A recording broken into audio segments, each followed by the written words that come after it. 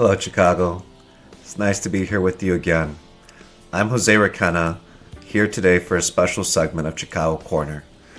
Today, I'm going to be talking to you about the last line of defense, local school councils.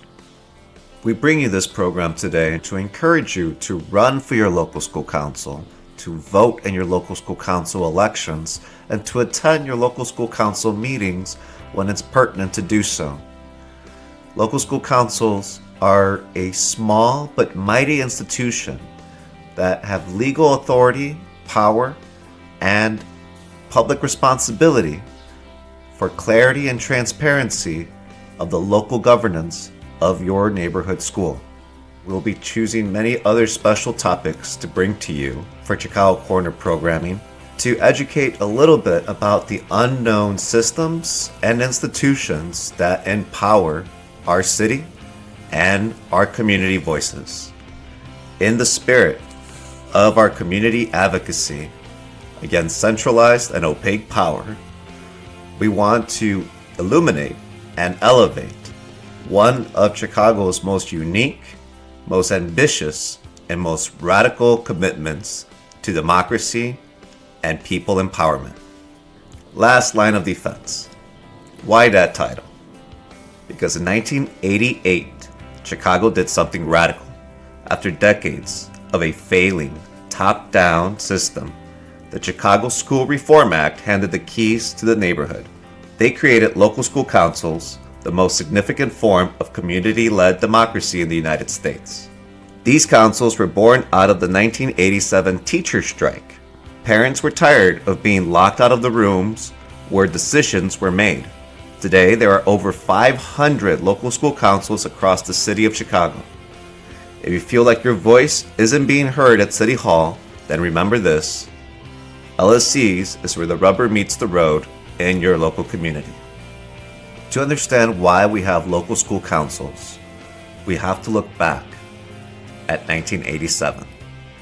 It was a time of absolute crisis. Back then, the Chicago public school system was described by the U.S. Secretary of Education as the worst in the nation. We had a 19-day teacher strike, the longest in city history up to that point. Parents were fed up. They weren't just protesting for better pay for teachers, they were protesting a bureaucratic monster. A bureaucratic monster downtown that didn't know their children's name and wouldn't listen to their cries for help. In 1988, a coalition of parents, community activists, and business leaders did something that had never been done in an American city. They went to Springfield and demanded a school reform act, which gave us the Chicago School Reform Act. This law didn't just tweak the system, it flipped it upside down. It stripped power from central office and it gave it to the local level. It created a system where the boss of the school, the principal, the executive of the school, didn't report to the superintendent first, but to a council of moms, dads, and neighbors. In 1989 was the first local school council election. Over 17,000 people ran for seats. It was a festival of democracy. It turned schools into community hubs overnight. But power never gives up without a fight. In 1985, the state shifted power back towards the mayor, giving the mayor control over the Board of Education, and for the last 30 years, we have lived in this tug of war.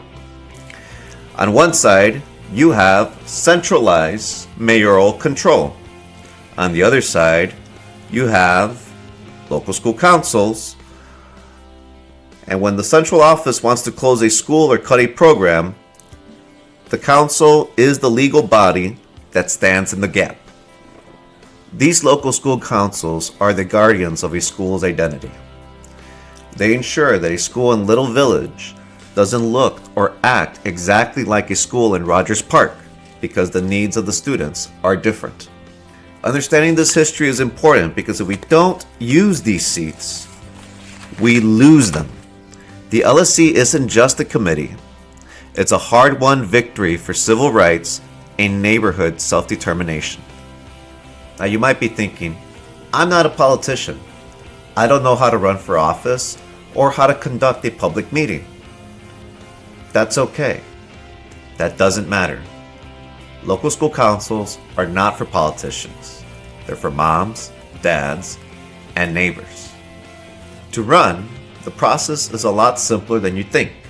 If you are a parent with a child in the school or a community member living within the school boundaries, you can run.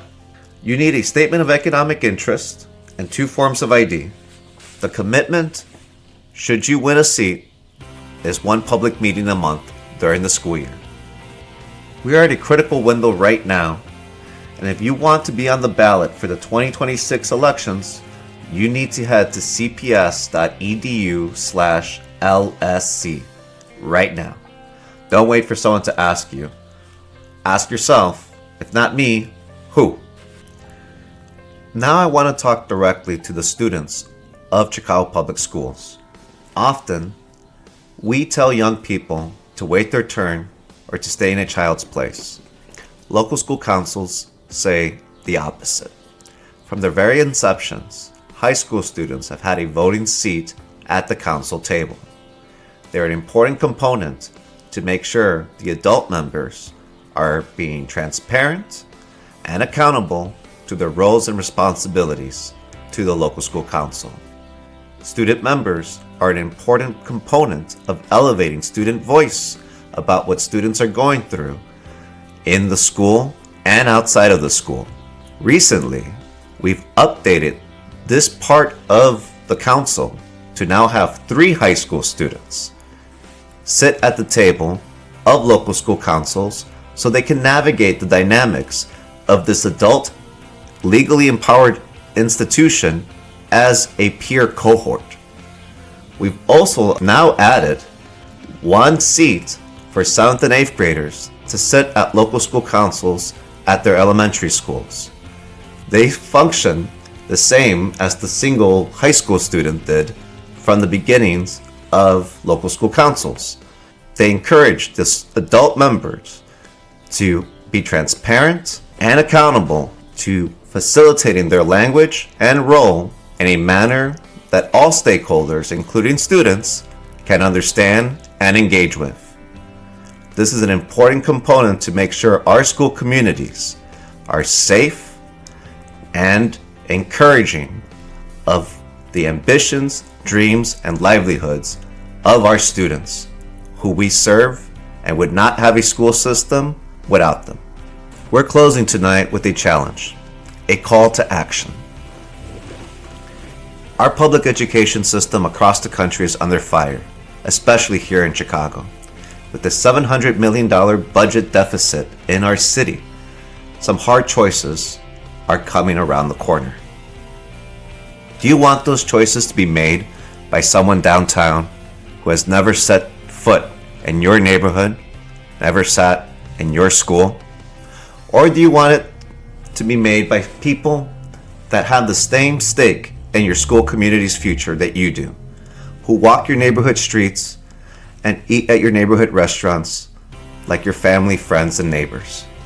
We're asking you today to run for your local school council, to vote in the elections on March 18th. If nothing else, attend these meetings and advocate for the importance of this institution. For Chicago Corner, I'm Jose Requena. We'll see you at the next council meeting.